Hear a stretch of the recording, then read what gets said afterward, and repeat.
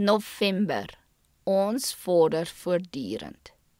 1 November, selfverbetering nodig vir Christelike opvassing. Streef voortdurend om u vermoëns te verbeter. Want die Here gee wysheid, uit sy mond kom kennis en verstand. Spreuke 2 vers 6. U moet die hoogste ontwikkeling van verstand en siel voortdurend nastreef, sodat u die opvoeding en opleiding van u kinders met 'n rustige gees, 'n liefdevolle hart kan aanpak, sodat u hulle met suiwer begeertes kan besiel en in hulle 'n liefde vir die opregte en suiwer en heilige dinge kan aankweek.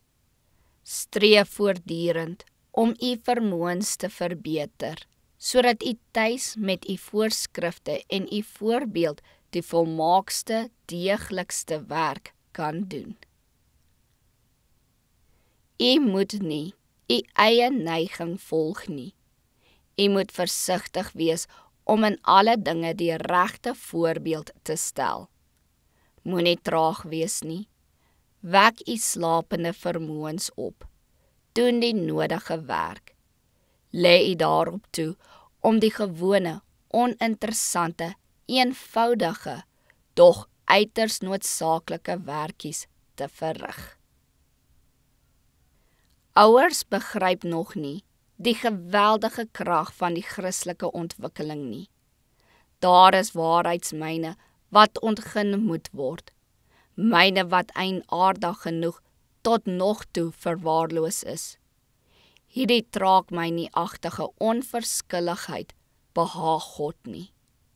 Ouers, God doen 'n beroep op u om hierdie saak met gesalfde oë te ondersoek.